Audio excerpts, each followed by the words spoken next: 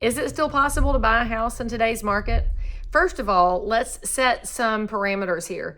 I'm commenting on the viral video that is roaming around the internet of the young lady who's standing outside holding a cup of coffee, talking about how she works 45 hours a week but can't buy a house because everything's out of reach. That's the mindset of a lot of people. Somebody told them you can't, and so they said, I can't.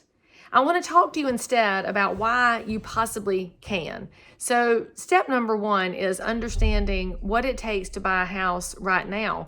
You have to have the mindset to buy a house first and foremost.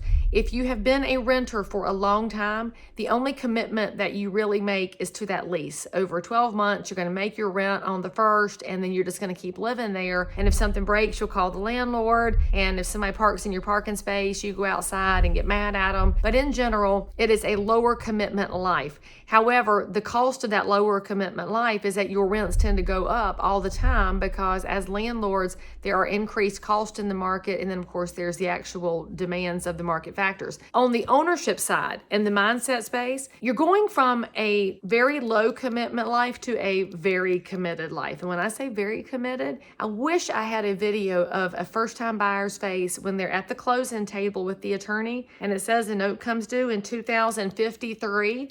People's eyes get really big because that's a long way into the future. But that's the 30-year fixed mortgage that most folks use to buy their house.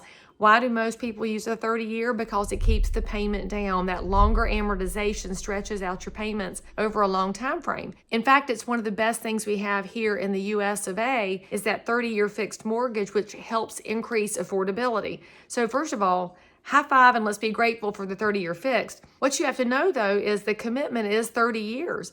Now many folks buy or sell their property inside that 30-year window and pay off the note, but some people don't, and they know that 30 years into the future, if they just stay on track, that house will be paid off. How awesome is that?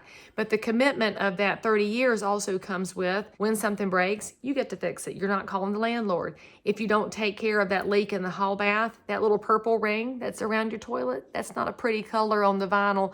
That is a slow leak up under the seal. And so you start realizing you're going to have to take care of things. You're going to have to mow a yard perhaps. If you're in a condo building, you're going to have to manage neighbors and HOAs. There's all these things you have to manage in the housing commitment. However, that house that you're committed to, you get to paint the rooms. You get to plant a garden outside. You get to really make it your own.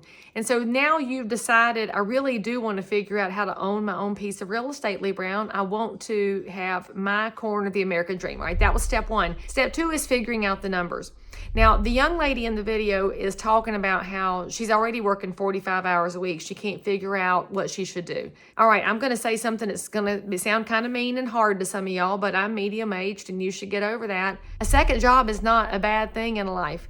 I worked a second job on top of a full-time job to get my down payment for my house. I don't think there is anything to be ashamed of in doing extra work to get something that matters to you. I waited tables, and waiting tables, I always enjoyed waiting tables. One of the joyous times of my life was in that service space. I also had to declare all my tips. It's a whole different discussion for a different day, but I had to drive my income up so that I could qualify for the mortgage and so that I'd have the down payment. All of that money from that second job, it just got stashed into my down payment account. I had an account set up so that I would have the down payment that I needed for that house. There's nothing wrong with that. We are in one of the lowest unemployment rates ever in this country. Everywhere you go, there is a hiring sign. Now, they are all different kinds of jobs, and you might say, but I don't want to work at McDonald's. Okay, well, it's not a forever job we're talking about here. We're talking about if you really want something to happen, what are you willing to sacrifice for it? I was willing to sacrifice for my first house. You have to answer that question for you. I can't answer it for you.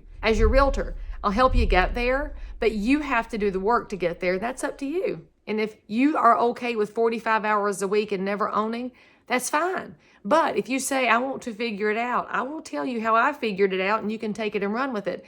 And as a little side note, if you are in a market where Amazon, UPS, or FedEx are hiring, and you take that second job on that third shift lifting boxes, you might just find out you can give up your gym membership because your upper body will get really, really buff. Just ask my friend Virginia. She was so buff when she worked at UPS many, many moons ago.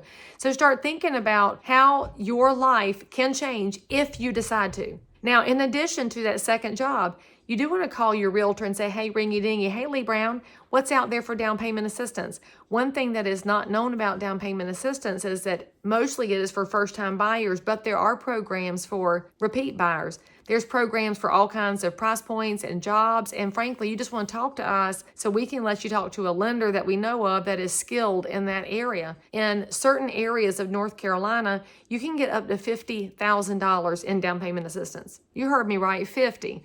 And so if you're buying a house in a price range that you can afford, for most of y'all, that $50,000 would cover more than just a small down payment. That's a pretty good chunk. And in many of these areas, the money can be forgivable over a time frame. So ask about it. Don't watch a viral video and think she's right. You call your local realtor and say, is she right? And we'll say yes or no. We always want to investigate all our options. Now, once we have figured out the money and the down payment and how long it's going to take you to get there, if you are buying a house 12 months from now, no, we are not going to look at houses.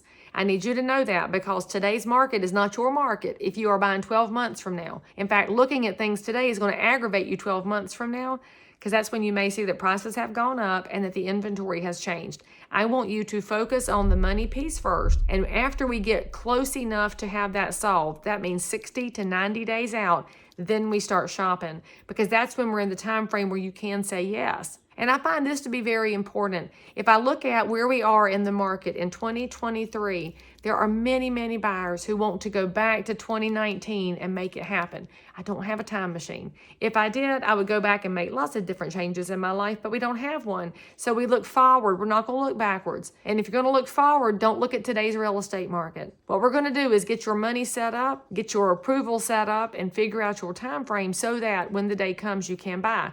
Now, you're going to have a question here for me. You're going to say, but Leigh Brown, interest rates are already up at 8%. What if they go somewhere higher? Okay, they might. And that is why you want to focus on your monetary plan first. We will figure out the ultimate price point and the payment once you have the down payment ready, once you have the credit score ready, and once we have a plan in place. There is no reason to borrow trouble when we're not ready for it yet. So I want you to think about that. Now, if you're watching this and you're thinking, Leigh, I've already got my down payment, my credit's good, I'm ready to buy, I just don't know if I can, that's when you go ahead and call your local realtor, because in the mainstream news, it's going to tell you you're never going to buy, and we don't listen to the mainstream media. We call the local realtor who knows your zip code, who can walk you through what the options look like, let you know if there's a duplex out there that might have some rental income to offset your payment, let you know what is available in the marketplace. Maybe there's a house that needs a little paint and carpet to be cute and back up. We're going to help you figure that out.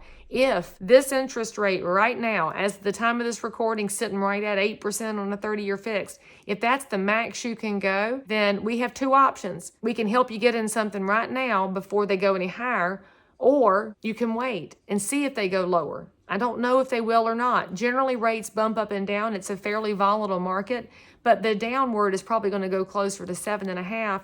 Upward may go to 9. And so we're going to look at how that affects your payment so you can make a good choice. Long story short, viral video is not your friend. Local realtor is your friend. Call me right here in Cabarrus County before you make a move. I promise you, we'll put a plan together if this is what you want. And if it's not what you want, high five, you do you, babe.